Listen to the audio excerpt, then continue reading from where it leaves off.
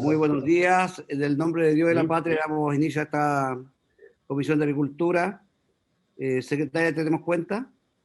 No, señor presidente, no tenemos cuenta, solo la tabla. En la tabla tenemos continuar el estudio del proyecto de ley que modifica el decreto de ley 3.516 sobre división de predios rústicos, boletín 12.757-01, originado en moción de los honorables senadores señor Letelier, señor Allende y señores Elizalde, Galilea y Montes.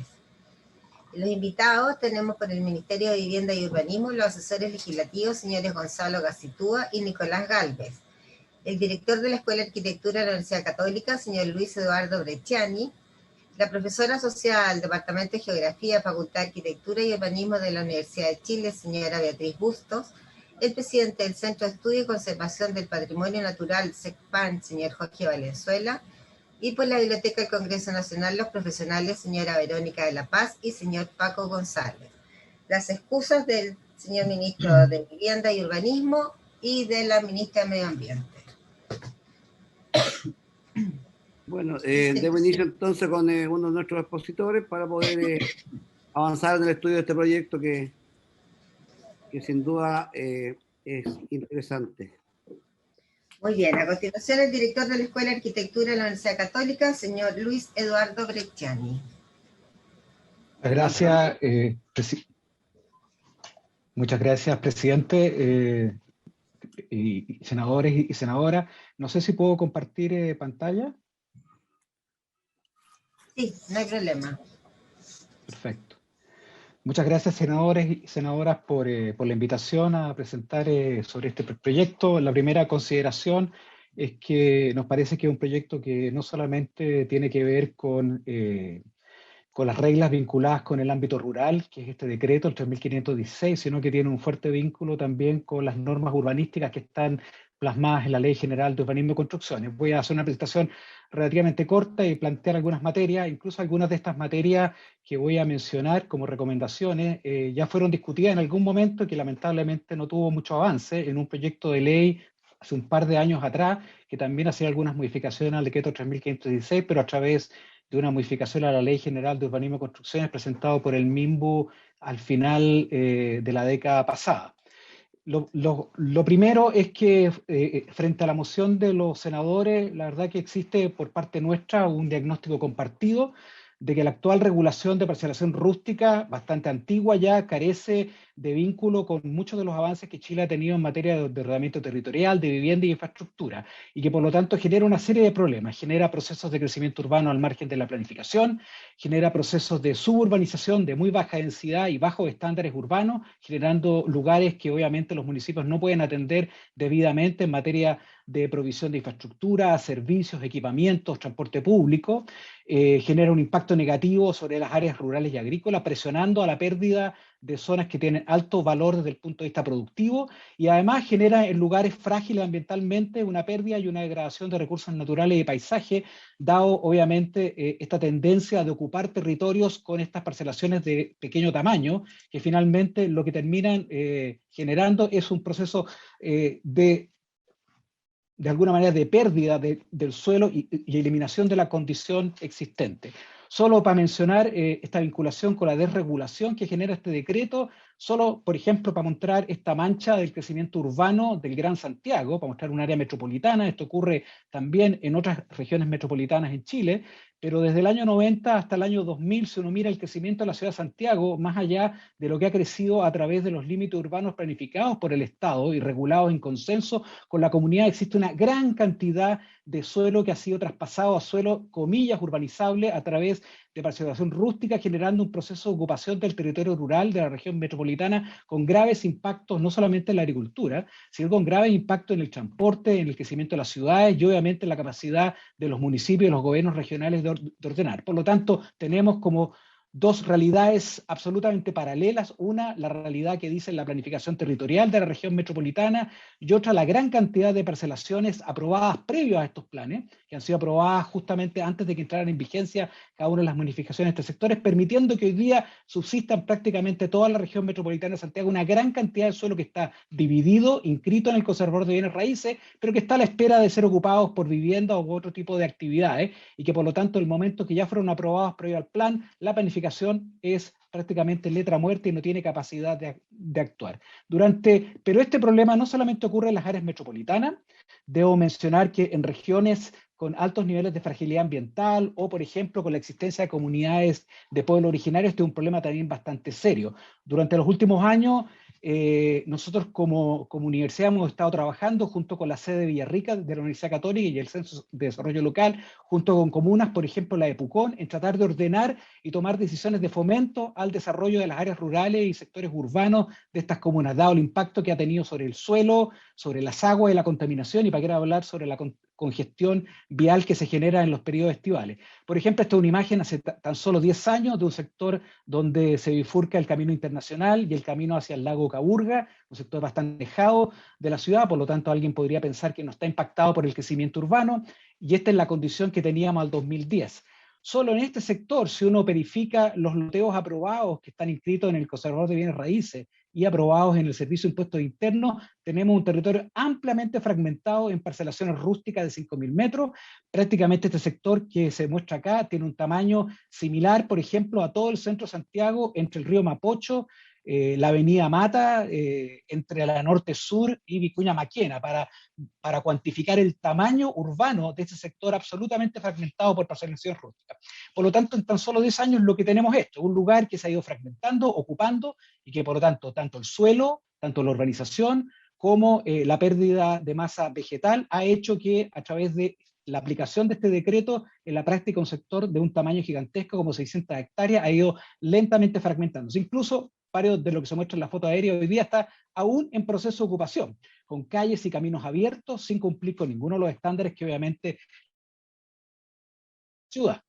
Y esto genera un problema de este tipo. Solo en la comuna de Pucón, para mencionar un caso paradigmático, la cantidad de parcelaciones rústicas ocupadas y aprobadas en el territorio comunal equivale a 7 veces el tamaño de la ciudad. Tenemos una ciudad multiplicada por 7 fuera del área urbana de Pucón, obviamente sin ningún estándar de urbanización, sin ningún estándar de cumplimiento de servicios, y obviamente con una pérdida de suelo vegetal, de paisaje, y para qué hablar en esta zona con un alto nivel de conflicto con las comunidades mapuches que rodean algunas de estas zonas, generando una fuerte tensión también con los pueblos originarios. Eso para mostrar el impacto que esto tiene a nivel de los territorios donde este tipo de parcelaciones hoy día ocurren, particularmente cuando hay un nivel de interés turístico como de este tipo. Las políticas nacionales también han apuntado a este tema y por lo tanto hay una serie de políticas aprobadas por el Estado chileno que debieran ser reconocidas dentro de esta discusión. La Política Nacional de Desarrollo Urbano, aprobada en 2014, ya establecía que se requería regular la inserción de todas las construcciones en los sectores rurales, cosa que este decreto no permite. La política de suelo, aprobado durante el segundo gobierno de la presidenta Bachelet, aprobó una de las medidas que implicaba reemplazar las normas que hoy día prohíben asentamientos al margen de la planificación urbana, y ya proponía en una de las medidas incrementar el tamaño permitido por la subdivisión rural, tal cual lo plantea este proyecto de ley. La Política Nacional de Ordenamiento Territorial, aprobada en 2019, plantea lo mismo, un ordenamiento territorial de las áreas rurales, evitando la proliferación de asentamientos al margen de la planificación urbana sin estándares mínimos. Y la reciente Política Nacional de Desarrollo Rural, también en uno de sus ejes, plantea la regulación del suelo para la protección, la conservación y la recuperación, reconociendo además su carácter ambiental en este sentido. Los temas valorados del proyecto de ley, me parece que es altamente valorable que el proyecto introduzca una subdivisión mucho más alta que las 5.000 metros o media hectárea que hoy día tiene, proponiendo 5 hectáreas. La región metropolitana, por ejemplo, aproximadamente desde el año 94 ya estableció un límite de 4 hectáreas, por lo tanto se parece relativamente a algunos planes que ya han incorporado estas subdivisiones. 2, establece excepciones, obviamente, para la vivienda social, rural, y para el equipamiento comunitario, al cual no se le podría exigir subdivisiones de 5.000, y amplía además la potestad de regulación de los planes intercomunales. Hasta ahora la ley solo le permitía a Concepción, Valparaíso y Santiago regular los territorios rurales y por lo tanto elevar el tamaño de estas subdivisiones. Que en el caso de Santiago ha sido un poco letra muerta porque muchas de estas subdivisiones se han aprobado e inscrito en el conservador previo a que estos planes entraran en vigencia. La propuesta, por lo menos en el texto, lo deja ampliado y permite que todos los planes intercomunales en todas las regiones puedan establecer nuevos tamaños de subdivisión. ¿Cuáles son los aspectos mejorables? Hay algunas materias que me parece que hay que ampliar en cuanto a excepciones. 2, se requiere incorporar a los municipios en las aprobaciones y el control de este tipo de parcelación. Hoy día son prácticamente unos observadores, no tienen ninguna participación.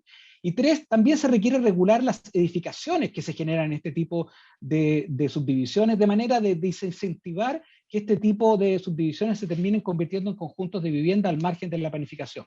Solamente algunas recomendaciones, por ejemplo, en materia de ampliar las excepciones, 4 recomendaciones básicas que podrían perfeccionar el proyecto es mantener esta condición de que los predios para viviendas sociales, y en este caso haciéndolo similar a lo que ya dice la Ley General de Urbanismo y Construcción en el artículo 55, que sean hasta un valor de 1000 unidades de fomento, sean aquellos que estén exentos de este tamaño de subdivisión, por lo tanto se puedan subdividir en tamaños menores cuando son para viviendas sociales o de valor hasta 1000 UF. 2, también eximir a los predios de construcciones para equipamientos de salud, educación, seguridad y culto, que también está en la Ley General de Urbanismo y Construcciones, no solamente para los de equipamiento comunitario, como menciona la ley, sería lógico que un retén de carabineros, una posta, cualquier equipamiento que complemente a un sector rural, sea en zona, sea en el norte donde hay actividades mineras o en el sur donde hay actividades acuícolas, permita tamaños de subdivisión menor, porque son equipamientos que complementan la gran cantidad de actividades y población que hoy día habitan en zonas rurales. 3, también para predios de instalación de infraestructura, el 3516 solamente es una mención para las infraestructuras del Ministerio de Obras Públicas. Sería bueno que existan tamaños prediales menores para todo tipo de infraestructuras, pensando hoy día, por ejemplo, en actividades de carácter energético, de transporte, obviamente las infraestructuras sanitarias, etcétera. Plantas de tratamiento y una serie de otras actividades que a veces son generadas por el sector privado, pero complementarios a las actividades que se desarrollan en esas zonas productivas. Y por último, hacer una mención obviamente más explícita en la ley de predios con tamaños menores que complementen actividades productivas y extractivas, entendiendo que ese es el fin último o el fin original que este proyecto de ley tenía antiguamente cuando se creó. Segundo, se requiere perfeccionar el proceso de aprobación. Sería lógico que aparte de lo que hoy día ocurre en el SAC, se incorpore la obligación de que exista un plano de subdivisión que esté inscrito y que tenga la dirección de obras municipales, y además el conservador de bienes raíces como existe hoy día, que se establezcan gravámenes en las escrituras de esas subdivisiones cuando son destinadas a un fin que no es vivienda, obviamente, de manera que exista un gravamen respecto a la venta de estas a futuro. Y además me parece necesario complementar algunas normas de planificación territorial en áreas rurales. Particularmente había un conflicto en el último tiempo de entender lo que se define por núcleo urbano. La Ley General de Urbanismo y Construcciones establece que está prohibido la construcción de conjuntos de vivienda o núcleos urbanos al margen de la planificación o la aprobación de las autoridades competentes. Pero esto, al no estar definido claramente qué se entiende por núcleo urbano, cuántas viviendas o cuántos lotes lo constituyen, claramente ha permitido que este tipo de conjuntos puedan ser utilizados para lo que hoy vemos en muchas partes, verdaderas urbanizaciones al margen de todo proceso de planificación y de toda aprobación por parte de los entes competentes en materia de las infraestructuras que deben contener, las sesiones de áreas verdes, lo mismo que se le pide a cualquier urbanización y loteo dentro de la ciudad. Pero tenemos un tema que es relevante discutir. Yo dejo planteado varias alternativas que se han discutido en algún momento. Es qué hacemos también con todas las parcelaciones que ya están aprobadas, porque obviamente en el momento que una parcelación se aprueba antes de que esta ley pudiera entrar en vigencia o antes que un plan regulador defina un nuevo límite, se convierte en un derecho adquirido y no hay manera de volver atrás. Y hoy día lo que ocurre en la práctica es que todas estas parcelaciones aprobadas, que en muchos casos son muchas, y hoy día ni siquiera las vemos, están en papel, en la práctica generan un cierto derecho a la construcción y a lo que ha ocurrido hoy día. Por lo tanto, hay que, de alguna manera, ponerle un cierto atajo y un cierto control. 3 alternativas posibles para ello. Se discutió en algún momento en un proyecto de ley el año 2009. Lo primero es limitar el tamaño de las edificaciones que se pueden construir en esas parcelas. Se ha propuesto en algún momento que exista un porcentaje máximo de construcción, de manera que, aunque se pueda construir la vivienda del propietario y sus trabajadores, como dice la ley, esto no sirva como un incentivo a construir urbanizaciones al margen de la planificación. Bastaría con ponerle un tamaño máximo al tipo de vivienda que se puede instalar ahí para generar un desincentivo a que las parcelaciones inscritas se conviertan en verdaderas urbanizaciones. 2, también se podría limitar a la creación de conjuntos de vivienda. Ha habido una discusión reciente a través de varios fallos de tribunales respecto a este concepto de lo que se entiende por núcleo urbano, y por lo tanto, cuando entra el Ministerio de Vivienda o el Ministerio de Agricultura a pedir un permiso de cambio de uso del suelo, se podría regular perfectamente estableciendo que cuando un mismo propietario pide permisos para varias viviendas, en la práctica lo que está haciendo no es construir la vivienda del propietario y sus trabajadores, sino que en la práctica es constituir un núcleo urbano y un conjunto habitacional. Y en ese sentido debiera ser regulado por el Estado y hacer mucho más explícito a través del artículo 55 de lo que se entiende por conjunto y núcleo urbano, para que este tipo de actividades requieran siempre un permiso de la autoridad y las exigencias correspondientes en materia de estándares urbanos. Y por último, también ha surgido en algunos debates la posibilidad de que dado que estas parcelaciones terminan cuadriculando y borrando por completo todos los paisajes en algunos sectores, y por lo tanto modificando suelos inundables, sectores de bosque, áreas con fragilidad, generar algún incentivo para que aquellas parcelaciones que ya están aprobadas no construyan, no desarrollen aquellos sectores frágiles o con potencial paisajístico y ambiental, posibilitando, por ejemplo, algo que ha sido utilizado en varios países desarrollados, que es que esas viviendas o esos derechos de construcción se concentren en una parte del proyecto de subdivisión, de manera de gravar y liberar una parte importante de las otras parcelas sin uso, como una forma de alguna manera, de protección privada a través de la inscripción de esas parcelas, que es lo que se ha llamado como clustering, que es tomar las mismas parcelas y concentrar ese conjunto de vivienda en un solo punto, mediante un proceso de aprobación, obviamente, por parte de la autoridad, que permita liberar una parte importante de estos sectores. Y por lo tanto, esta imagen es de un centro de estudio que se ha dedicado a este tema en el estado de Massachusetts, pasar de esta lógica de ocupar el territorio rural borrando toda huella a una lógica más bien de concentrar en algunos puntos tanto las actividades productivas como las actividades de vivienda, permitiendo liberar suelo, tanto para protección natural como para protección agrícola. Muchas gracias.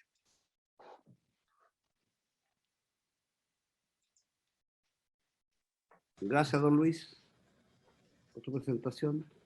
La consulta la vamos dejando para más adelante para seguir avanzando con las presentaciones. A continuación, la profesora asociada del Departamento de Geografía de la Facultad de Arquitectura y Urbanismo de la Universidad de Chile, señora Beatriz Bustos. Adelante. Buenas tardes. Buenas tardes. Buenas tardes a todas. Muchas gracias por la oportunidad y la invitación. También voy a compartir pantalla. ¿Se ve? Sí. Ya.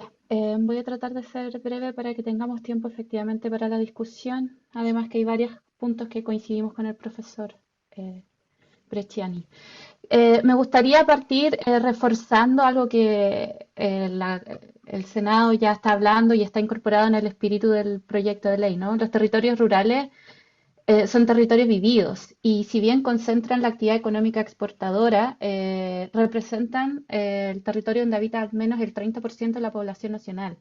Por tanto, el desafío de la política y el legislador es entender estos territorios no solo como espacios productivos, sino como espacios vividos. Y ese es el espíritu, entiendo, del proyecto del que estamos en discusión. Por otra parte, vemos que las instituciones político-administrativas, regionales y locales no se están coordinando en la gestión del territorio. Por otro lado, las instituciones centrales tienen una mirada sectorial, no territorial. Entonces, las zonas rurales están quedando en un punto ciego, que a eso se suma un sesgo urbano en las políticas de ordenamiento territorial. Los instrumentos que mencionaba el profesor Bresciani recién tienen un sesgo urbano que no comprende cómo se habitan y cómo las actividades que conviven en los territorios rurales y que requieren una mirada propia. Y finalmente, la pandemia ha visibilizado las malas condiciones de vida urbana y se ha gatillado el interés por migrar a regiones. Entonces, este es un fenómeno que está en curso, que está en marcha y que no tendría otra cosa que avanzar y profundizarse si es que no se consideran regulaciones. Me gustaría ilustrar los cambios territoriales que están sucediendo con el caso de Ancud. Estos son resultados de una investigación que desarrollamos en conjunto con SECPAN, del cual aquí está su director y va a hablar un poquito más adelante. Pero como pueden ver, en el año 2000, en el sector de Coipomó, se subdividieron 997 subdivisiones, se realizaron 997 subdivisiones prediales. Eso es una cantidad enorme de nuevas parcelaciones que si estuviesen todas habitadas sería un desafío a la gestión municipal muy importante. El sector de Coipomó en la comuna de Ancud ha concentrado los procesos de subdivisión predial, generando una serie de desafíos que tienen que ver con quiénes habitan estos territorios. Y lo que hemos constatado en la investigación es que en su mayoría son personas que migran y que se van a vivir a estas zonas rurales para trabajar. Entonces tenemos que también sacarnos de la cabeza la idea de que quienes son solo segundas viviendas. Estos son espacios en que la gente va a vivir y que se desplaza y se mueve. Por tanto, la conectividad y la articulación entre estos espacios y las ciudades o los espacios productivos son muy importantes. Por otra parte, en general, quienes migran son personas dentro de la región, en el caso particular de Ancud, fundamentalmente de Osorno, Puerto Montt, San Juan de la Mariquina y dentro de la misma isla de Chiloé. Pero es una población que también está envejeciendo. El promedio de edad en las zonas rurales es mucho más alto que el promedio en las zonas urbanas. Y son personas también con mayor nivel educacional. Por tanto, la expectativa de acceso a cierta infraestructura básica y de servicios y conectividad es mayor. Eh, por otra parte, vemos que se han diversificado las fuentes laborales y se detecta un aumento en la cantidad de personas que trabajan en el sector servicios. Como les decía, entonces, quienes habitan en estos territorios rurales se desplazan hacia centros urbanos para trabajar. Esto lo que nos da cuenta es que se están produciendo procesos de suburbanización, como lo mencionaba el profesor Brecciani, con varias consecuencias que son importantes y que debemos hacernos cargo. Por una parte, tala de bosque nativo, aumento del precio del suelo, problemas de escasez hídrica y segregación territorial. Tenemos que en la comuna de Ancud se están detectando polos de atracción por su belleza paisajística que concentran segunda vivienda, parcelaciones de segunda vivienda y con un valor de suelo bastante más alto porque son bastante exclusivas. Y otro polo que tiene que ver con una migración más popular, por decirlo de alguna manera, que tiene menos acceso a infraestructura y están en condiciones más vulnerables en cuanto a acceso a servicios y condiciones de habitabilidad. En todo este contexto, el municipio se ve presionado y no cuenta con las herramientas ni la capacidad para absorber y hacerse cargo de las demandas de estos nuevos habitantes. Por ejemplo, en Chiloé en particular y en Ancud, concretamente, la gestión de los residuos domiciliarios es un problema muy grave y que afecta a todo este tipo de procesos. Tenemos también al SAG, que si bien está a cargo de realizar los trámites, no tiene conexión ni dialoga con los municipios y con los otros actores en el territorio para ir ordenando y definiendo, planificando a futuro cómo se va reorganizando el territorio. Este es un mapa que muestra el aumento en la demanda de camiones aljibe para distribuir agua y como ustedes pueden ver hay un aumento explosivo de demanda en sectores rurales y precisamente se repite el sector de Coipomó de demanda por cantidad de agua. Entonces tenemos un problema. Se parcelan sectores que no tienen agua y la gente compra estas parcelas, llega y se da cuenta que no tienen las condiciones mínimas de habitabilidad y le imponen una presión al municipio por otorgarlas. Entonces se genera un círculo bastante perverso de cómo se habitan estos espacios. Otro elemento que detectamos es la informalidad en que se dan estas subdivisiones prediales. De 2.631 subdivisiones que se dieron en el 2020, solo 8 se sometieron al proceso para formalizar y solicitar estudio de factibilidad de construcciones ajenas a la agricultura. Entonces tenemos un número importante de predios que no están formalizando el cambio de uso de suelo ni las actividades que se van a realizar, lo que se constituye en un punto ciego para la gestión del municipio y los ministerios y servicios sectoriales. Entonces, tenemos que los procesos de parcelación en zonas rurales conllevan procesos de especulación inmobiliaria que tienen efectos de expulsión de habitantes tradicionales, abandono de prácticas agrícolas y fragmentación ecológica. El proyecto hasta el momento no aborda esto y creemos que es importante que establezca algunas consideraciones al respecto. El énfasis en ciertos imaginarios de la rural asociados a belleza paisajística están aumentando la segregación social y espacial. Los lugares los terrenos que tienen mejor vista están subiendo de manera importante el valor del uso de suelo y están expulsando a quienes no tienen la capacidad de pago para eso. También aquí habría una oportunidad para el proyecto. Los marcos legales actuales de parcelaciones promueven la informalidad de las intervenciones porque hay incentivos perversos. Por una parte, los dueños no quieren pagar contribuciones, al municipio sí le interesa, hay temas con los impuestos territoriales y por tanto se generan puntos ciegos para la gestión municipal. La lógica de suburbanización presiona no solo la infraestructura vial, sino también social. Y aquí es importante entender y hacer énfasis en lo que ya se ha dicho, que se generen parcelaciones implica que se aumenta la demanda por infraestructura social y de servicios. El número de parcelaciones excede las capacidades de la infraestructura disponible, si todas fuesen habitadas. Y esto lo que invita es a presionar con urgencia para desarrollar e implementar planes reguladores y de ordenamiento territorial.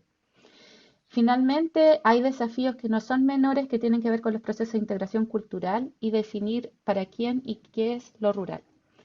En este sentido, el proyecto que se encuentra en discusión es necesario, es contingente y está en la dirección correcta.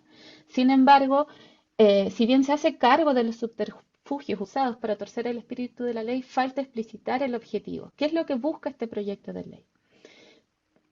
También tenemos que entender que el proyecto por sí solo no va a resolver los factores causantes ni las consecuencias porque hay que hacer vínculos con las políticas públicas. Necesitamos mejores instrumentos de planificación territorial que sean coherentes entre sí y articulen las realidades locales, regionales y nacionales. En este sentido, la Política Nacional de Desarrollo Rural, recientemente implementada y promovida, es una oportunidad, pero hasta el momento no ha sido utilizada como tal porque mantiene el sesgo urbano y productivista en los instrumentos y en las organizaciones que están a cargo. El comité interministerial se llama Ciudad y Vivienda y Territorio, es decir, mantiene el sesgo de lo habitado y no de lo rural como este espacio que tiene múltiples usos y funciones. Entonces acá la interpelación es que el Estado tiene que definir qué quiere de sus territorios rurales. Y aquí es donde quizás se abre la oportunidad para que los recientemente creados gobiernos regionales se empoderen y coordinen e implementen los procesos de organización territorial que marquen el uso de los territorios rurales y se articulen con los planes de desarrollo urbano. Finalmente, las propuestas concretas que tenemos para el proyecto en discusión son las que están en la pantalla. Creemos que sería importante incorporar una obligación de que el Servicio Agrícola y Ganadero informe a los municipios y a los gobiernos regionales las solicitudes y trámites aprobados, que el proyecto establezca y reconozca 3 categorías de uso de predios rurales. Aquí esto es súper importante porque se mantiene un uso agrícola y es importante promover e incentivar que los territorios rurales tienen una vocación y un uso y hay que darle continuidad y defender este espacio. Pero también hay que reconocer los usos para segunda vivienda o habitacional. Hay que generar incentivos para mantener los usos agrícolas, hay que velar por la integración socioespacial de los segundos y exigir provisión de infraestructura básica para los terceros. Estas 3 categorías debiesen ser coherentes con los planes intercomunales y regionales de ordenamiento territorial, pero la señal es que no todo es posible en lo rural. Hay que también fortalecer los usos habitacionales dentro de los sectores urbanos para mantener un espacio rural integrado, armónico y que mantenga sus funciones ecosistémicas. En todos estos debiese promoverse y darse énfasis a la consideración y conservación ecológica. También sería importante que el proyecto exija un informe de factibilidad de futuro cambio de uso antes de que se realice la subdivisión predial, porque no debiese haber loteo sin que se garantice la infraestructura básica. En este sentido, en el uso habitacional, debiese establecerse la corresponsabilidad entre comprador y vendedor para cumplir con los trámites de factibilidad previo a la subdivisión. Y aquí también sería necesario establecer la obligación de informar al comprador el estado del predio en accesibilidad a servicios básicos, fundamentalmente agua. También sería importante incorporar herramientas para que los municipios tengan un rol más activo en el proceso de las parcelaciones y la suburbanización. Por ejemplo, en el proceso de definir las categorías de uso. El proyecto también debería promover la congelación de las parcelaciones hasta que los municipios aprueben un plan regulador intercomunal que ordene los usos y destinos de predios rurales. Y finalmente se debiese castigar la especulación y establecer cortapisas a su actuar. Muchas gracias. Muchas gracias, Beatriz. A continuación, el presidente del Centro de Estudio y Conservación del Patrimonio Natural, CECPAN, señor Jorge Valenzuela. Adelante, don Jorge.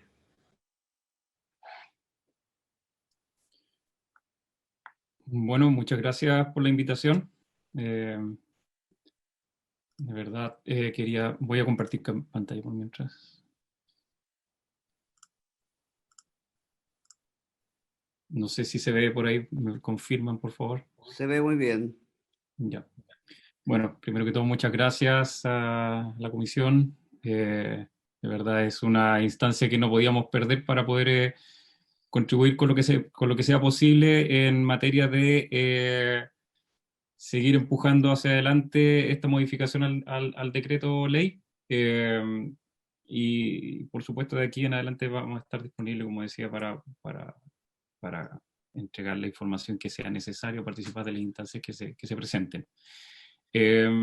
Bueno, para ir avanzando rápidamente, y como decía la profesora Bustos, de estar un poco hablando de lo que es la materia de discusión, solamente quería hacer un hincapié en que la visión de la institución siempre se ha generado en base a el trabajo territorial, en general una aproximación geográfica para la conservación, pero primando principalmente lo que es la generación de información de base y tratar de generar los espacios de convivencia y de bienestar para la comunidad, pero esto en concomitancia con lo que es la conservación de sitios prioritarios para la biodiversidad y para la cultura del territorio.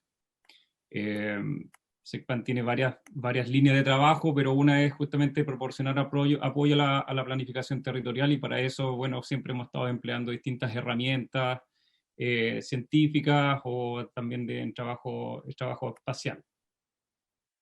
Pero en lo que nos convoca hoy en día, y que nosotros, bueno, como decía la profesora Augusto, estamos trabajando en conjunto hace un tiempo ya, hemos estado tratando de resolver, quizás muy localmente, desde el punto de vista de lo que pasa en Chiloé, pero también como haciendo un paralelo con una situación que ya explicaba, se explicaba en otras presentaciones, que es un fenómeno que se aplica a cualquier territorio nacional y que siempre se está generando en base a esta misma incertidumbre que está ocurriendo por la falta de ordenamiento territorial y principalmente por no existir una distinción apropiada entre lo que es urbano y lo que es rural. Como ya les decía, nuestra visión siempre va a estar centrada obviamente en haciendo una detención en lo que es la pérdida de hábitat, de paisaje, las amenazas a las especies, y por eso, primero que todo, quería, bueno, colocar esta lámina donde resumía un poco, y esto como para nutrir también desde esta otra arista el proyecto, qué es lo que nosotros vislumbramos en base a nuestra experiencia de territorio, el tiempo que tenemos trabajando ya, los años trabajando y viendo cómo se ha ido consecuentemente generando cambios en los espacios, y la sobreposición de usos también. Y vemos dos aristas principalmente, ¿cierto? Algo que lo podemos ver en el efecto que generan las parcelaciones desde el punto de vista directo, digamos, in situ, como acá se enumera un poco la pérdida en la conectividad del paisaje, disminución o destrucción de la cobertura de bosque nativo, el incremento, esto tampoco se toma en consideración un poco todo lo que puede generar, ¿cierto?, las parcelaciones, yendo a la materia, ¿cierto?, propiamente, lo que genera directamente en el lugar la instalación de conjuntos habitacionales donde los espacios no están preparados para tal. Por eso acá colocaba un poco algo que podría resultar en algún caso insignificante para algunos, ¿cierto? Pero para la biodiversidad y el patrimonio local no lo es, y ciertamente también tienen que considerarse, no digo en este caso en el mismo proyecto de ley, pero sí en las restricciones que pudiesen venir a futuro para la instalación de este tipo de proyectos. También el mismo contacto de las especies nativas aumentando el riesgo de transmisión de enfermedades, que tampoco se toma en cuenta, y que voy a mostrar después por qué hago este esta detención en estos puntos sobre el impacto directo. Y más allá de los impactos directos, yo creo que también aquí coincido con la profesora Bustos, que también es importante poder hacer notar de que las parcelaciones, los loteos que se están generando masivamente en el territorio, tienen un efecto importante, significativo en lo que ocurra alrededor. Y desde ahí, bueno, ya los profesores en distintos pasajes estuvieron hablando de aquello, pero recalcar de que existen numerosas amenazas que ocurren de forma indirecta y que no son menores de tratar.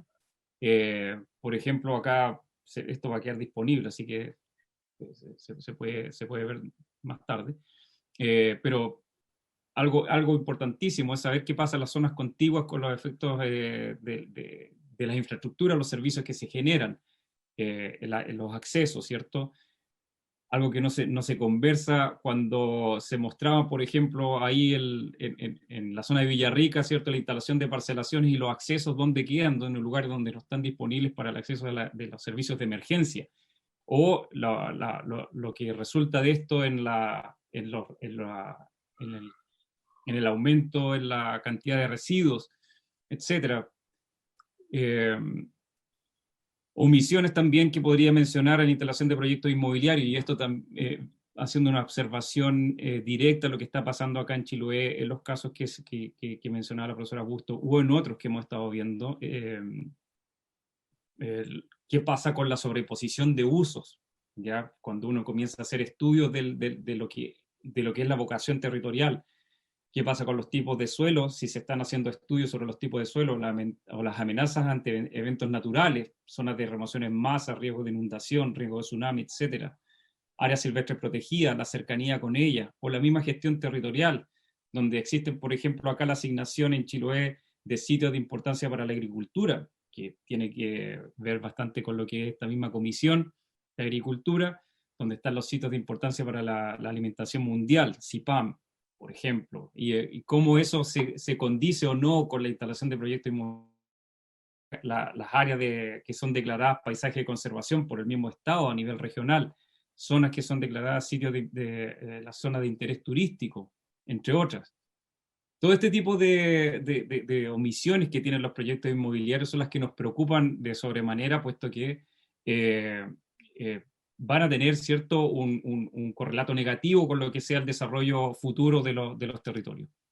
Acá solamente quería mostrarles estas imágenes que muestran los polos desde izquierda a derecha, los polos de donde se generan los núcleos urbanos en zonas rurales, esto es el sector de Castro, y cómo esto se compatibiliza con las actividades recreativas que está a su derecha de la presentación.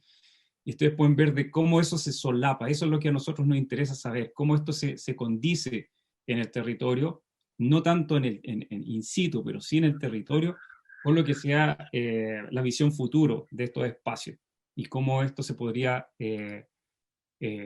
compatibilizar con los proyectos inmobiliarios. Perdón.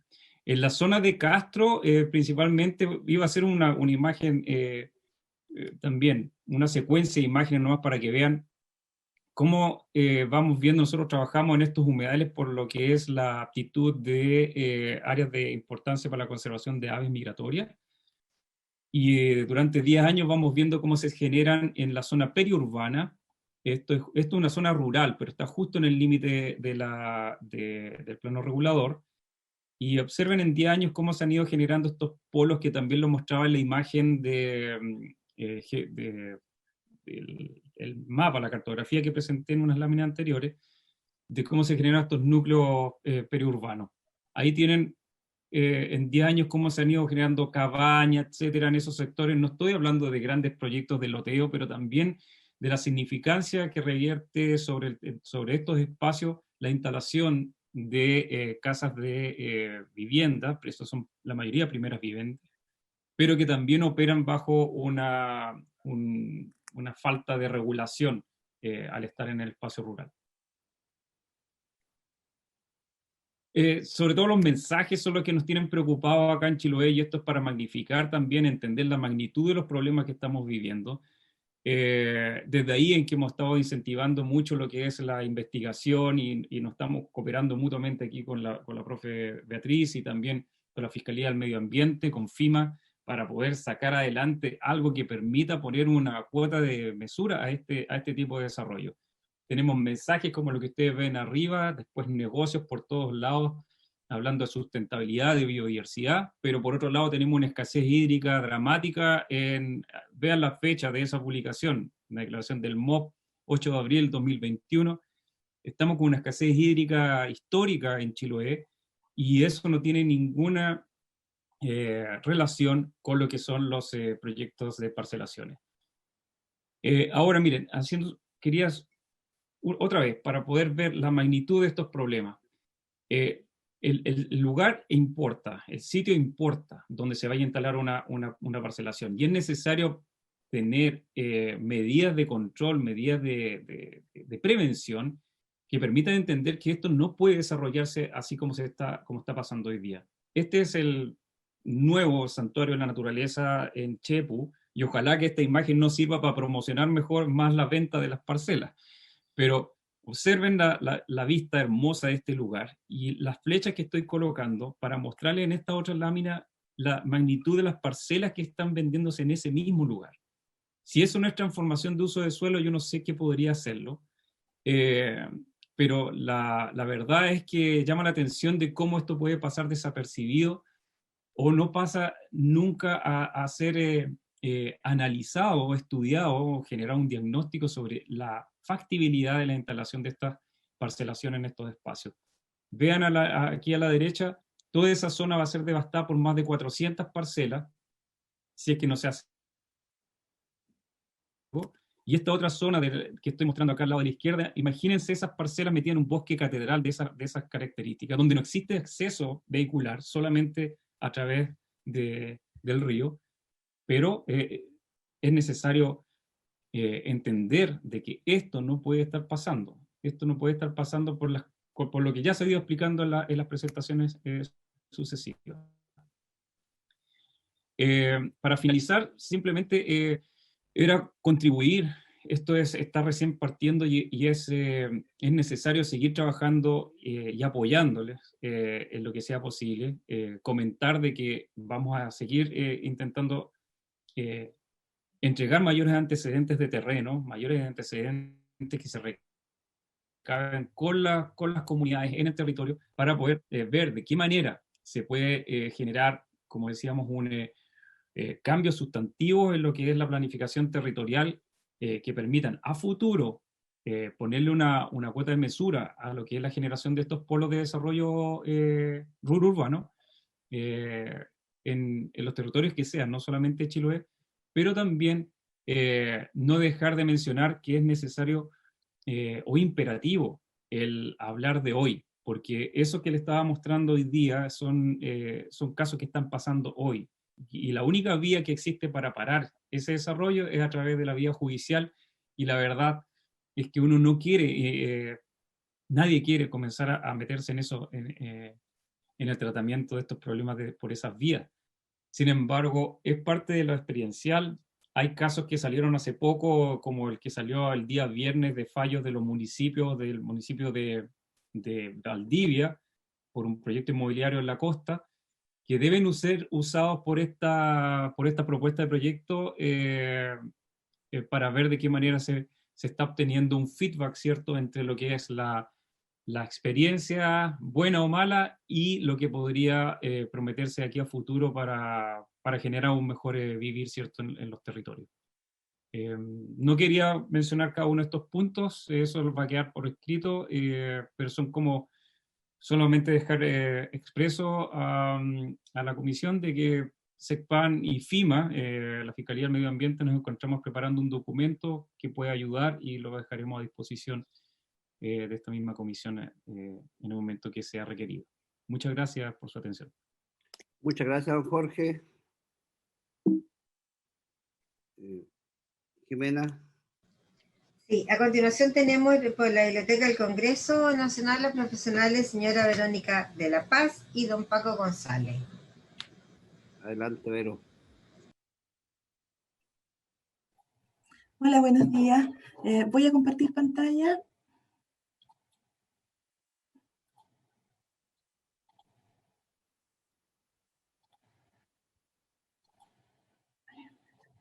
¿Se ve bien? Muy bien. Perfecto. Ya. Bueno, esto es un poco lo que ya se ha mencionado en la comisión respecto de lo que regula efectivamente el decreto ley 3516.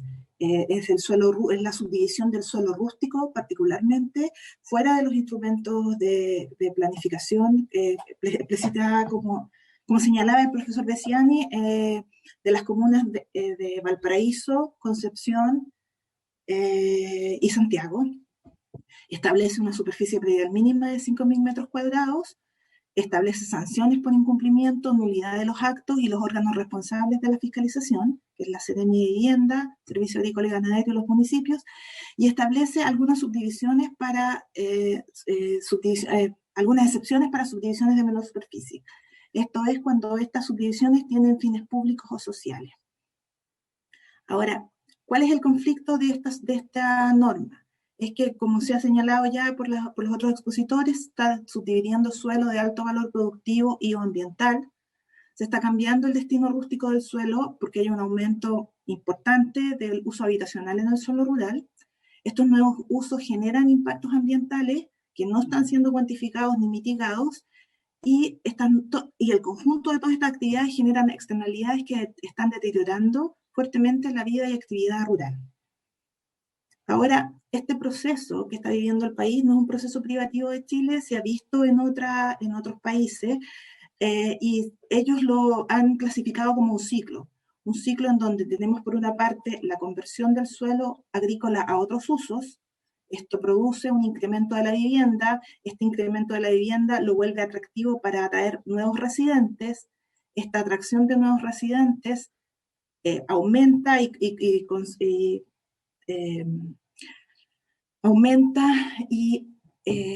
contribuye al aumento de la actividad habitacional en el suelo, eso provoca conflictos y por otra parte se produce un aumento del precio del suelo rural, hay incrementos de tráfico, hay aumento de las molestias, hay presión sobre las granjas o sobre los sectores que son efectivamente productivos y que hacen procesos agrícolas.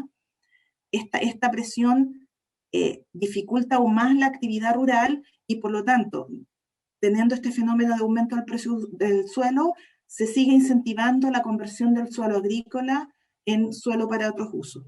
Cabe tener presente también que en general el cambio de uso de suelo del suelo agrícola al habitacional se ha visto que es un proceso que es irreversible. No así con otros usos, pero particularmente con el suelo habitacional se transforma en un proceso que no tiene marcha atrás. Entonces, ahora, cuando uno observa en el ámbito de la legislación comparada, cuál es el marco con el cual se regula el suelo rural, se observa que es una combinación de distintos instrumentos y políticas. Por una parte, la existencia de una norma o política sobre el suelo rural que distingue categorías de suelo rural, distingue superficies con las cuales se va a subdividir ese suelo y distingue exigencias o características de productividad que se va a conceptualizar cada una de estas áreas.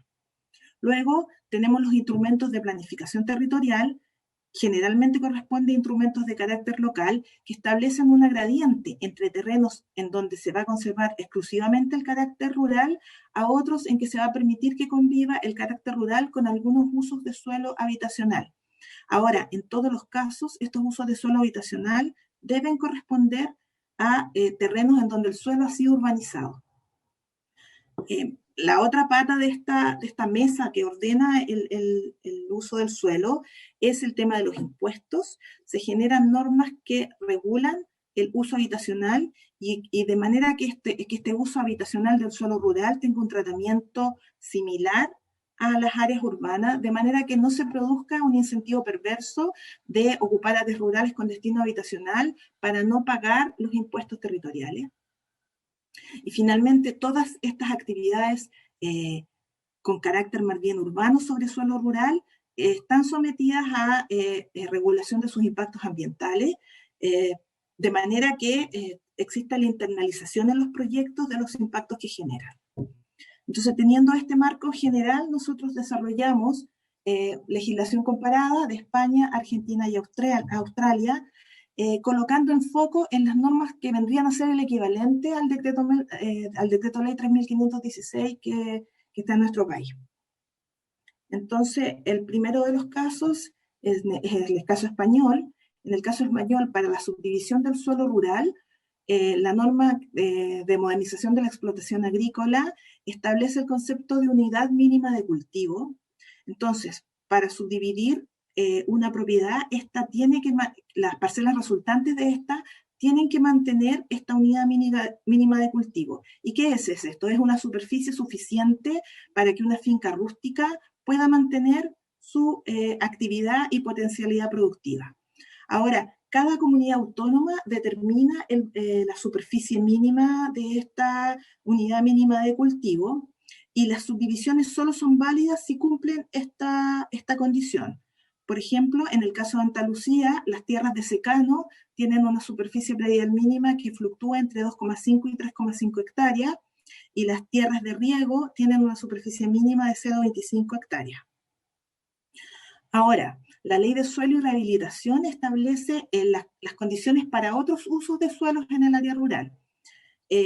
Prioritariamente el área rural, el derecho de propietario en el área rural considera los usos asociados a la actividad agrícola, forestal, cinegético, que tiene que ver con la pesca y caza, y cualquier otro vinculado a la utilización de los recursos naturales. Ahora, cualquier otra actividad que se quiera desarrollar en el área rural tiene que estar autorizada por un instrumento de planificación que se haya desarrollado sobre esa área y que establezca otros usos en función de un interés público o social para el desarrollo del área. Entonces, tenemos que todo el territorio fuera de la planificación corresponde a la conceptualización del territorio rural, y el proceso de transformación corresponde a un proceso de urbanización que siempre implica que ese suelo que se transforma debe ser urbanizado. Ahora, no hay otra forma de usar suelo rural si no es a través de un instrumento de planificación de carácter local. ¿Ya? No hay otro proceso de transformación. Entonces, si esto lo llevamos a una normativa autonómica, nosotros revisamos el caso de la Comunidad de Valencia. Ellos tienen una norma sobre el suelo no urbanizable. En esta norma distinguen dos categorías principales de suelo urbanizable, o sea, de suelo no urbanizable: un suelo no urbanizable protegido, o sea, donde no tengo ningún tipo de intervención, y un suelo no urbanizable de tipo común. Y luego los planes urbanísticos y territoriales de cada localidad definen el dónde dentro de su territorio se aplican estas distintas categorías. Ahora, dentro de las zonas no urbanizables de suelo común, se establecen distintos usos que yo coloqué en la presentación, pero particularmente, por ejemplo, en los usos de zonas de vivienda se establece una superficie mínima de 1 hectárea, y este suelo solo puede ser autorizado con una autorización municipal expresa, en donde se establece un destino específico para ese suelo. No hay posibilidades, a diferencia de la legislación nacional, de subdividir suelos si no está explicitada el destino que van a tener cada una de esas parcelas resultantes. El otro caso que revisamos es el caso de la provincia de Buenos Aires, en Argentina. Allí también se establece el concepto de una unidad económica de explotación. En la disposición bioeconómica y desarrollo rural se establece el reglamento para la aplicación de la subdivisión, se establece un formulario tipo, pero además, y lo más importante, que es un estudio agroeconómico, que evalúa que las parcelas resultantes de un proceso de subdivisión cumplan esta condición de mantener esta unidad económica de explotación. Este estudio es obligatorio cuando la división de las parcelas es una cuarta parte, en el fondo, de estas superficies mínimas que se conforman según el tipo de producción de que se trate, que es lo que está señalado en este lado, y el partido, o sea, la localidad en la que se emplace esta subdivisión. Ahora, para los otros usos sobre el suelo rural, la Ley de Ordenamiento Territorial y Uso de Suelo establece las características que debe tener esto, particularmente en el área rural. Se tiene que tratar de una ocupación dispersa cuya densidad no supere los 5 habitantes por hectárea. Ahora, la superficie mínima de estas parcelaciones sigue teniendo que cumplir lo que señala el Código Rural que establecíamos que señalábamos en la página, en la lámina anterior.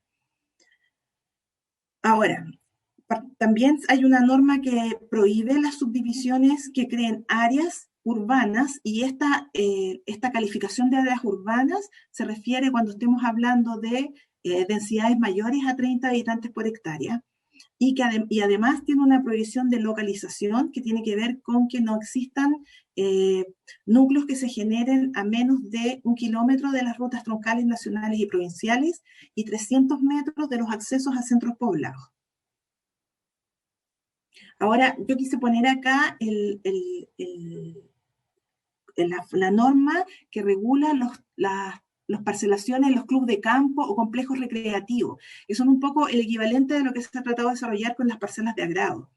Y es importante señalar que en la legislación argentina no corresponden a una subdivisión.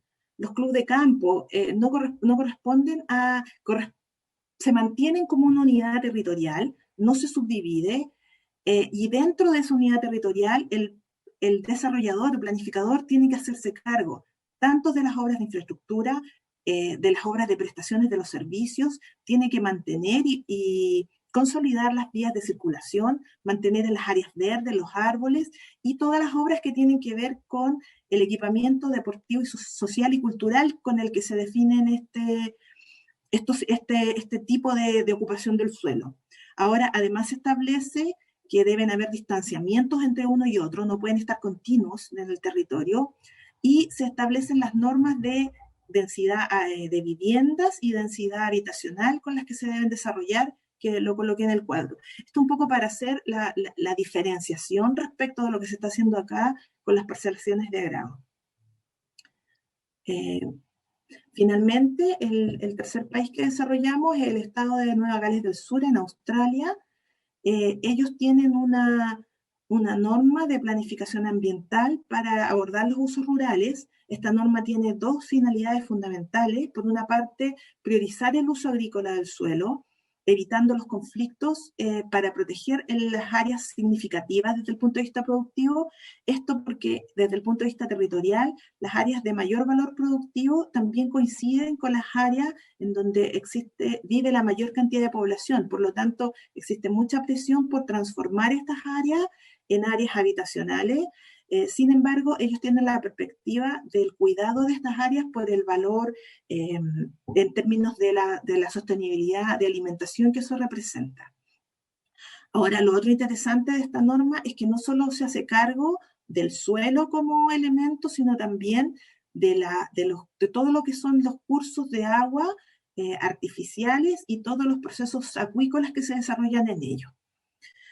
La norma establece categorías de uso de suelo rural que gradúan entre el uso de suelo principalmente productivo, las zonas de paisaje, los usos de suelos forestales, lotes de pequeña producción, las zonas que constituyen los villorrios o pueblos rurales, y las zonas de transición entre las áreas rurales y las áreas urbanas.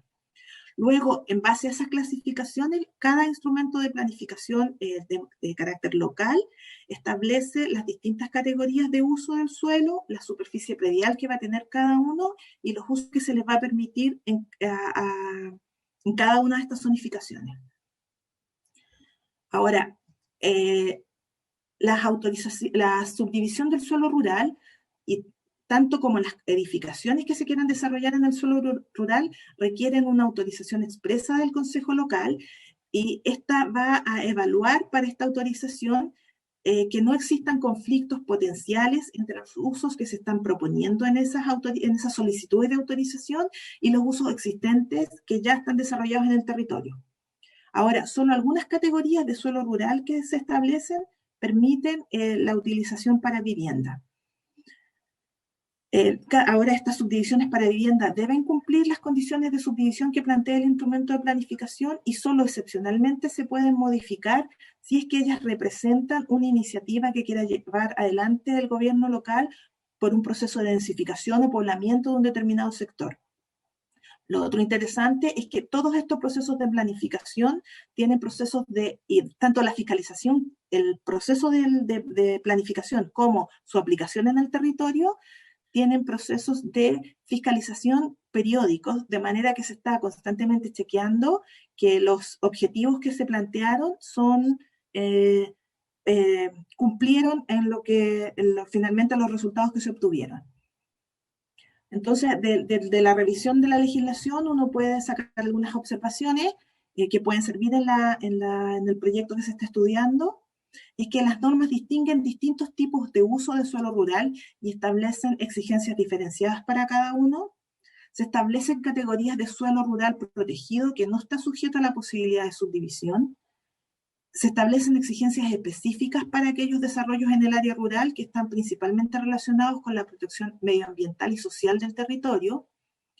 Las normas aseguran la mantención del carácter productivo del suelo mediante el tamaño predial mínimo o a través de estudios que aseguran la mantención de su valor silvoagropecuario, y el emplazamiento de la vivienda en el área rural se considera una cuestión excepcional que solo se acepta en áreas determinadas y siempre exige la urbanización del suelo por parte del desarrollador y las autorizaciones necesarias para su desarrollo.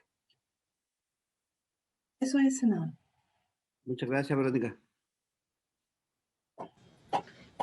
Hemos terminado, señor presidente, la lista de los expositores. También está presente por el Ministerio de Vivienda y Urbanismo los asesores legislativos, señores Gonzalo Gacitúa y Nicolás Galvez. No sé si ellos quieren hacer uso de la palabra. Sí. Tengo entendido que Gonzalo no tienen presentación ustedes, ¿no es cierto? Solamente estaban escuchando para llevar la información del ministro. Efectivamente, presidente, la idea era poder participar en esta sesión de oyentes. Muy interesante todas las exposiciones, estuvimos tomando nota. Y un poco en línea de que el ministro no pudo asistir hoy, pero en una futura sesión que sea invitado poder ver con él la presentación y la opinión del ministerio, también probablemente con la División de Desarrollo Urbano, que es la división de este ministerio que tiene competencia en esta materia. Entonces, en ese sentido, por ahora no tenemos algo que comentar a la espera de poder tener una presentación formal del ministerio más adelante. Eso, presidente. Ya. ¿Se fuese la palabra? Carmen Gloria. Gracias, presidente. Agradecer a todos los expositores, muy interesante. Jimena ya nos envió 2, pedirle a la Secretaría nos puede enviar el resto para poder estudiarlas con más calma. Saludar también a Gonzalo Gacitúa, que tuve la oportunidad de trabajar con él y me alegra mucho que hoy día esté presente porque este es un tema que de una u otra manera está muy vinculado a todas las consecuencias de estas parcelaciones. Posteriormente, el Serviu, los municipios tienen que hacerse cargo de estas malas consecuencias. Y por último, también agradecer la exposición de Verónica, que de una u otra manera nos ejemplifica y concluye lo mal que estamos a nivel legislativo respecto a la normativa, respecto de otros países. Yo quería hacer varias observaciones. Lo primero es que cada vez que exponen en esta comisión sobre este tema experto, me convenzo más que es necesario legislar y que tenemos que incorporar indicaciones para que mejoremos el proyecto original. Lo segundo es que vuelvo a ratificar con las exposiciones de los 2 primeros profesores que este no es un problema solo de las 3 regiones que aquí están implicadas, sino que es un problema de todo el país. Yo soy de la Araucanía, este tema que yo le agradezco a quien presentó los ejemplos de mi zona, pero Chiloé está en las mismas circunstancias. Por otro lado, en esta comisión tenemos la misión de velar por la agricultura, por el suelo, y en ese sentido hay un tema ético aquí muy importante respecto de nosotros y lo que hagamos con este proyecto. Volver a ratificar que ya estamos prontos a terminar el proyecto de ley de suelos que va a ser presentado en esta comisión en unas pocas semanas y que ratifica lo que dice la profesora Bustos en torno a que si tuviéramos una ley de suelo que se haga cargo de estas características propias de los diferentes tipos de suelo que tiene Chile. Por otro lado, ordenamiento territorial que tampoco tenemos, esta situación que estamos viviendo ahora probablemente no existiría. Y esperamos, ¿cierto?, que la acogida del Ejecutivo y del Senado para poder tramitar algo que es urgente. Lo segundo es que me pareció bien interesante que todos los profesores, todos, traen ya propuestas concretas, algunas de las cuales podemos recoger nosotros con las competencias que tenemos, y otras va a ser muy necesario el trabajo del Ejecutivo, porque también coincido, y lo dije el otro día, el SAC no tiene ni un rol en el fondo, es como básicamente que cumpla con los pocos documentos que se piden, pero no tiene este rol de análisis, prácticamente todo lo que llega tiene que aprobarlo, ni siquiera hay registro, o sea, la situación es bien lamentable. Se plantean 3 categorías, me pareció muy interesante eso, 3 categorías de tal manera de evidenciar esta segunda vivienda, que hoy día está oculta y que además tenemos una ley, ¿cierto?, que dice que van a tener que ser, aunque divida, el uso va a seguir siendo agrícola. Eso es una mentira del porte de un buque en la práctica, porque en la realidad eso no se cumple. Y en ese sentido lo vinculo con la ley que tiene Argentina, en donde dice, claro, tú subdivides, pero me tienes que demostrar con un proyecto productivo que lo que vas a producir en esta subdivisión es comparable con la producción agrícola que tenía el predio más grande. Eso aquí es años luz de lo que estamos viviendo. Entonces, y también lo que planteó el profesor Valenzuela en torno a cierto tipo de suelos que debían estar absolutamente protegidos, dada su fragilidad, ¿cierto?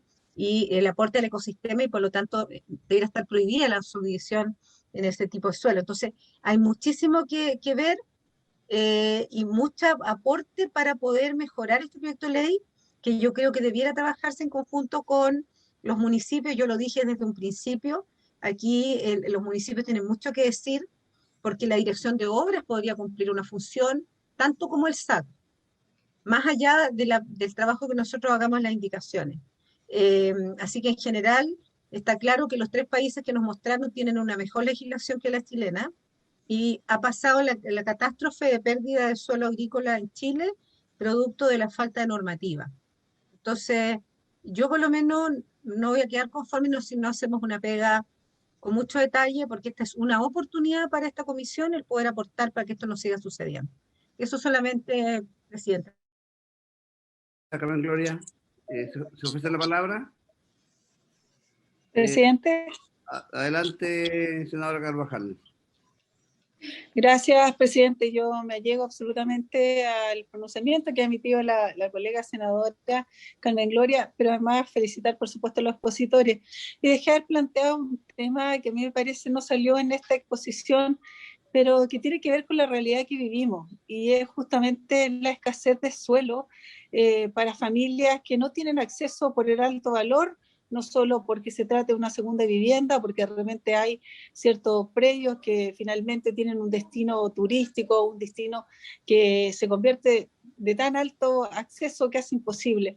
Lo digo a propósito de las regiones que a mí me corresponde representar. Ñuble y Biobío están obviamente emplazados en un territorio donde miles y miles de hectáreas son finalmente son propiedad privada de las forestales, y uno ve comunidades pobres como Curanilahue, por ejemplo, Cañete, Calampangue, sectores que son de la provincia de Arauco, y permítanme a lo mejor la autorreferencia, en donde hay un ambiente que es bien atroz. O sea, uno ve poblaciones con 300 viviendas, 350 viviendas, y mira una extensión de territorio absorbido absolutamente por la industria forestal. No lo digo con un ánimo de crítica, sino digo, ¿cómo hacemos también el Estado para generar una planificación, por un lado, que me allega absolutamente que hay una falta absoluta en esa materia, que decir cuando ocurren incendios forestales y otros, etcétera? Pero voy a lo concreto, el uso del suelo con un objetivo social. Cuando lo menciono porque a veces se cruza esto, se visualiza y nos vamos al otro extremo, es decir, a generar tal nivel de legislación que hace muchas veces imposible acceder para una familia cualquiera, menos para una familia de escasos recursos. Entonces, en ese punto yo solo quiero dejar planteado a los expositores cuál es la visión que ellos tienen respecto a esa materia. cuando hay absoluta escasez de suelo para un objetivo o para que el Estado de cierta manera cumpla un rol social. Me refiero a por qué no pensar que haya una planificación tal que permita, por ejemplo, expropiar grandes extensiones de terreno para uso social, sobre todo en comunidades donde no las podemos solo limitar a un espacio pequeño. Son comunidades rurales que tienen una vivencia, una forma, un entorno de vida distinto, y creo que en ese contexto a mí me gustaría también escuchar la opinión de los especialistas. Eso, presidente. Gracias. Gracias, senadora. ¿Se ofrece la palabra? Profesora Beatriz, adelante. Muchas gracias.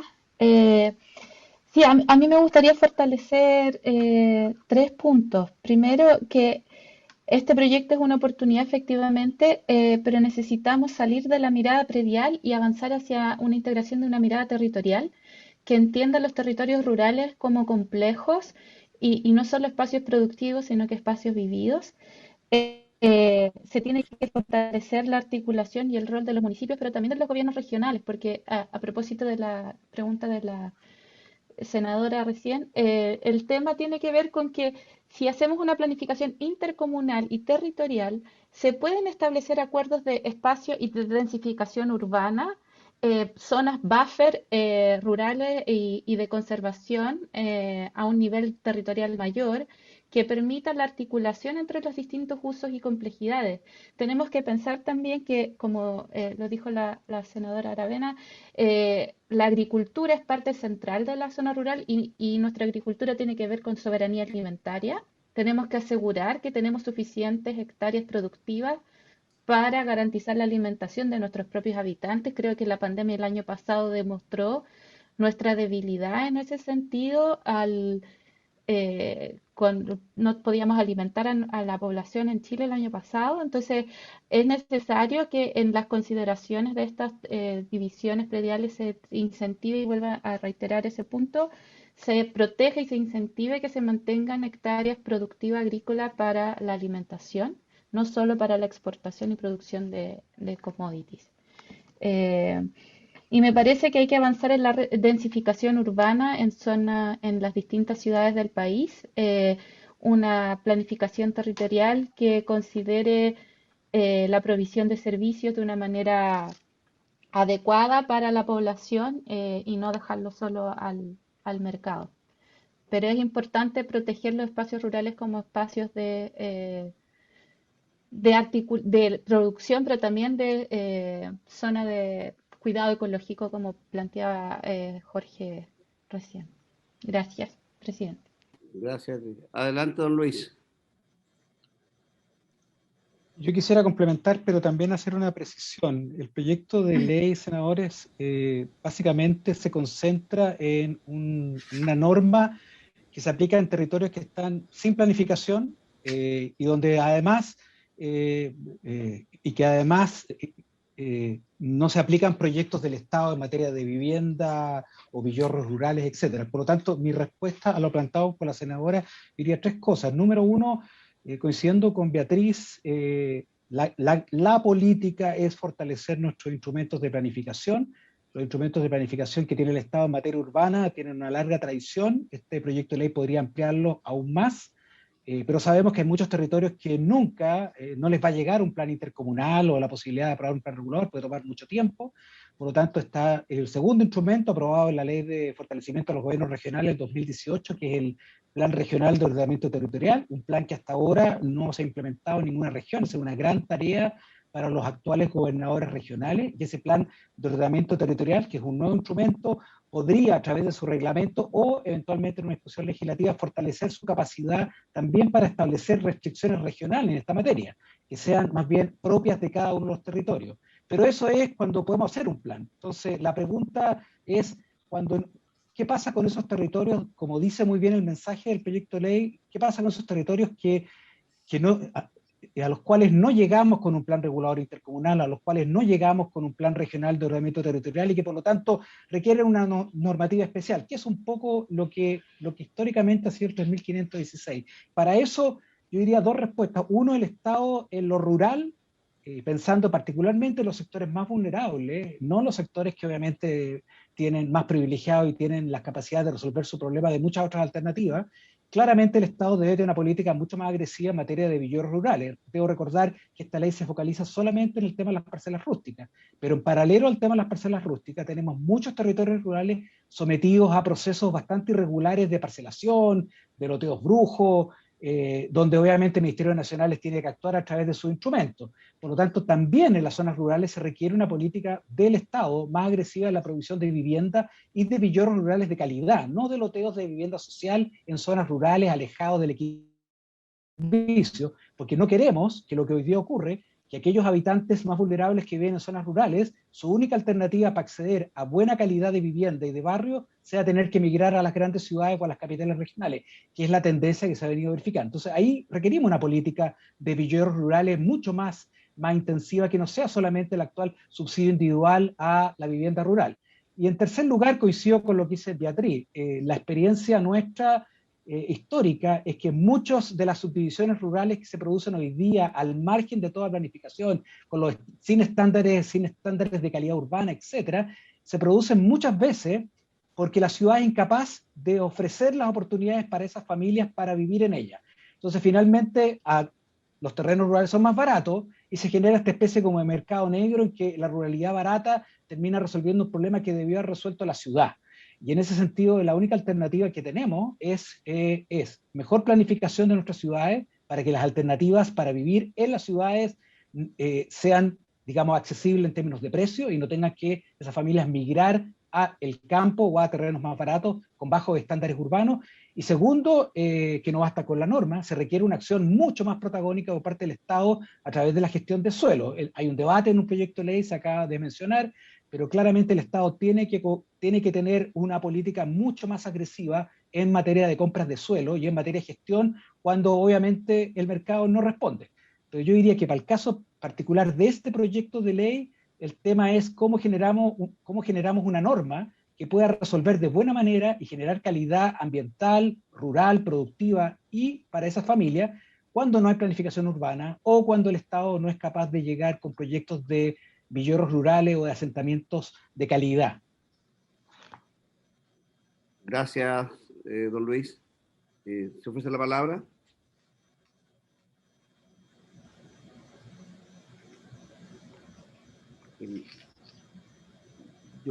A ver, en lo personal, les agradezco la presentación a nuestros invitados porque nos entregaron, la verdad, varias propuestas muy claras. Me pareció muy bien lo que nos planteaba don Luis, de gravar la venta de estas parcelas. Yo creo que nosotros como legisladores vamos a tener que colocar indicaciones y creo que aquí ustedes nos han ayudado mucho con esas indicaciones, porque lo que hay que prohibir es cómo se sigue desarrollando esta división de terrenos que son agrícolas, que son muy productivos. Nosotros no tenemos una política hoy día clara, como lo planteaba Verónica, de otros países. Y eso, sin duda que estamos al debe. Y creo que la rapidez que debemos desarrollar este proyecto nos va a permitir colocarle más condiciones a toda persona que esté subdividiendo. El SAC, sin duda, hoy día hace un esfuerzo, pero no es necesario, no tiene las herramientas necesarias para hacer compleja esta tarea de subdividir estas parcelas que son hoy día las que han ocasionado una dificultad al desarrollo inmobiliario. También yo creo que a lo mejor vivienda va a tener que tomar mucha nota referente a este tema porque debemos colocar mayores condiciones. No puede ser de que hoy día un terreno que sea muy productivo sea subdividido para hacer estas viviendas que muchas veces no cumplen con los estándares que se requieren y no tienen tampoco tienen los servicios que son tan necesarios para tener una buena calidad de vida. Así que creo que tenemos una tremenda tarea. Me da la impresión que vamos a tener otra reunión más seguramente con el ministro y la ministra de Bienes Nacional, de Medio Ambiente, para poder ir resolviendo ya y empezar a colocar las indicaciones que ustedes nos han ido proporcionando. Nuestros asesores están todos tomando nota porque creo que este trabajo tiene que irse desarrollando de manera más ágil, más rápida. Así que yo no me queda más que agradecerles los aportes que ustedes nos han hecho. Síganme, Gloria, adelante. Perdone por interrumpirlo, pero sé que está cerrando, solo porque queda pendiente el si vamos a oficiar o vamos a invitar a impuestos internos. Yo creo que sería mejor invitarlo, mi sugerencia, porque hace pocos días el SAT dijo que información respecto a estas subdivisiones no tenía. O sea, ellos procesan la solicitud, pero luego cuando se arman los roles y se subdivide todo, esa parte ya más de lo que resulta ser de esta solicitud de subdivisión no tienen información. Entonces, me da la impresión que sería importante invitar al director de impuestos internos o al que él designe para que opine sobre este proyecto y ojalá que pudieran traer información de lo que realmente está ocurriendo. O sea, lo sospechamos por los mapas y por los estudios que han hecho los profesores en esta exposición más la anterior. Pero igual sería interesante poder contar con la opinión de ellos, porque al final los únicos que podrían entregar información y registro desde lo público es impuestos internos. Sí, bueno, el Servicio de Impuestos Internos, ellos entregan los roles, pero ellos entregan roles provisorios a toda esta subdivisión y se materializa ese rol una vez cuando esta parcelación se vende. Entonces yo no sé si ellos tengan la claridad de cuántos roles han entregado provisorios. Debieran tenerla, porque en el fondo, o sea, impuestos internos es uno de los servicios más digitalizados, más rápidos que hay en Chile. Entonces, un terreno como el que mostraban el otro día, de 200 hectáreas, que hoy día está totalmente subdividido, bueno, ¿qué pasa con ese terreno? O sea, podríamos tener ahí ejemplos concretos de que obviamente jamás fueron utilizados para temas agrícolas y que terminaron siendo solo segundas viviendas o primeras viviendas o villorros, no sé qué, pero esa información debiera tenerla impuesto interno. Sí, vamos a hacer una ronda de invitaciones, vamos a incluir al director del Servicio de Impuestos Internos y igual era bueno escuchar la opinión de los ministros para ver qué es lo que estaban pensando, qué aportes nos pueden hacer ellos también, porque el ministro de Vivienda tiene mucho que decir. Aquí lo que queremos es, por un lado, evitar estas parcelaciones y lo otro es generar calidades de vida razonables y que la gente entienda de que no le podemos entregar una carga adicional a las municipalidades, porque aquí le estamos entregando una carga a las municipalidades muy fuerte con todo lo que significan los servicios. Así que tenemos una tremenda tarea pendiente. No sé si alguien más quiere hacer uso de la palabra. Presidente, solo solicitar a Jorge Valenzuela que pueda enviar la presentación, que es la única que estaría faltando, por favor. Adelante, don Jorge.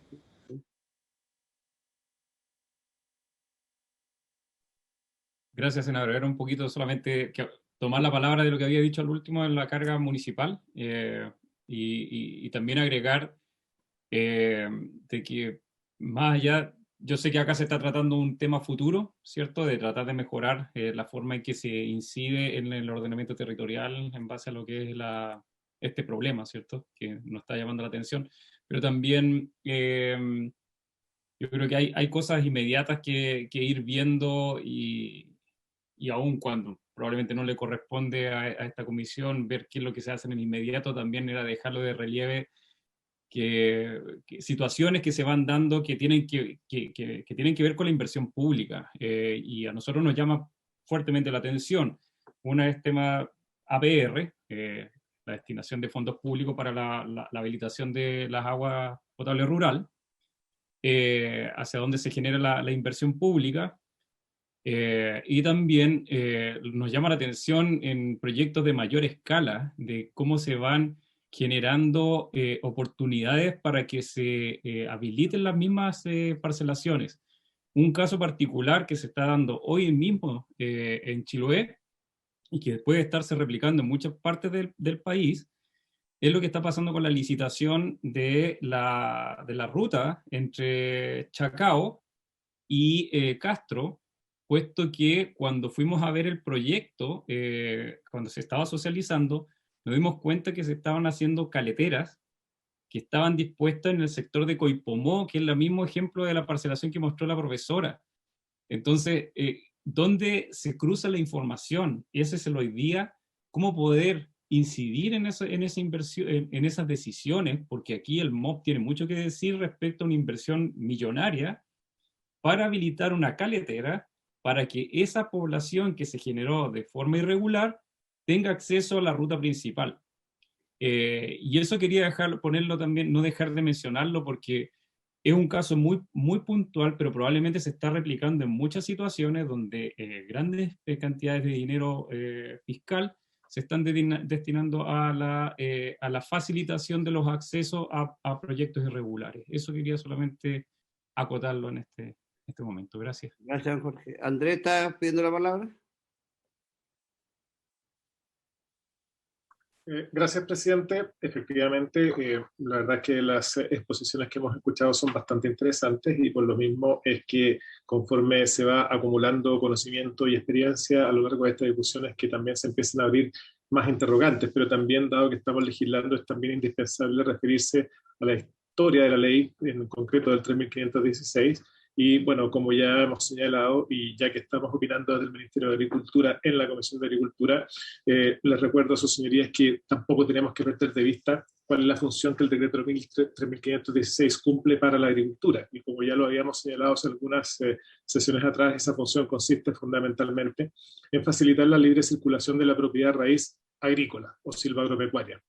Y bajo esa línea de trabajo también quisiera recordarles a sus señorías y a los invitados que ya hace 2 legislaturas atrás tramitamos y aprobamos en esta misma Comisión de Agricultura del Senado y su homóloga de la Cámara de Diputados la ley 20.623, que fue la que suprimió la obligación de consignar dentro de las escrituras de compraventa de los lotes resultantes de una subdivisión hecha conforme al 3516, aquella prohibición de cambio de uso de suelo establecida en el artículo 55. Pues bien, la verdad es que en aquella ocasión la idea de excluir esa mención esta se topa un poco con lo que aquí se ha comentado acerca de incorporar nuevos gravámenes a las escrituras mediante las cuales circulen los predios que van a ser destinados al uso agrícola, porque una de las razones por las cuales el Congreso Nacional decidió aprobar la eliminación de esa inclusión en la escritura era que se generaba una cierta incerteza jurídica, especialmente a nivel bancario, a la hora de poder financiar proyectos agrícolas con los cuales los agricultores desarrollaban en esos respectivos predios, dado que existía incerteza acerca de si la ausencia de esa cláusula en las respectivas escrituras de enajenación de los lotes resultantes de una subdivisión acarreaba o no la nulidad absoluta o la inexistencia del acto. Entonces, frente a la inquietud manifestada por numerosos agricultores en cuanto a lo inconveniente de esa exigencia, dado que por lo demás la prohibición del cambio de uso de suelo, de lo cual estamos hablando en esta sesión,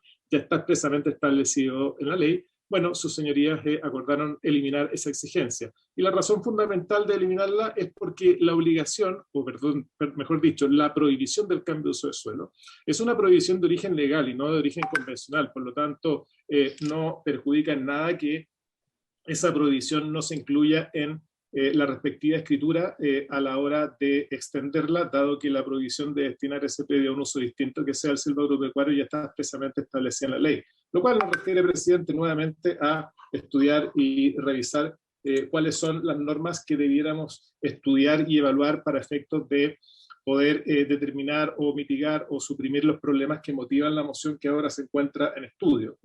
También no podemos dejar de mencionar en esta sesión la importancia que tiene efectivamente la Política Nacional de Desarrollo Rural, que pone al Ministerio de Agricultura como coordinador de los esfuerzos de 14 ministerios justamente para mejorar la calidad de vida de las personas que viven en el medio rural. Básicamente el objetivo de esa política es suprimir las brechas de calidad de vida que hoy día existen entre quienes viven en las ciudades y quienes viven en el mundo rural. Y desde ese punto de vista también sería un insumo muy interesante para tenerlo a la vista a la hora de avanzar en esta legislación, puesto que, como algunos de los convidados señalaron con mucha razón, presidente, también hay que hacerse cargo de ese efecto muchas veces indeseado que se produce cuando se generan las migraciones del campo a la ciudad. Por lo tanto, más que preocuparnos de ver de qué manera las ciudades se siguen agrandando, por la vía de la llegada de gentes que antes vivían en el mundo rural. Más bien deberíamos, y eso es lo que plantea la Política Nacional de Desarrollo Rural, justamente mejorar la calidad de vida de las personas que hoy día viven en la ruralidad, básicamente a través de las mejoras en infraestructura, telecomunicaciones, servicios de salud, servicios de educación, etcétera. Por lo tanto, este ministerio se encuentra particularmente dispuesto y entusiasmado a la hora de conversar con ustedes y con todos los invitados que hoy día nos acompañan acerca de cómo podemos ir haciendo algunas bajadas un poco más concretas en materia de Política Nacional de Desarrollo Rural.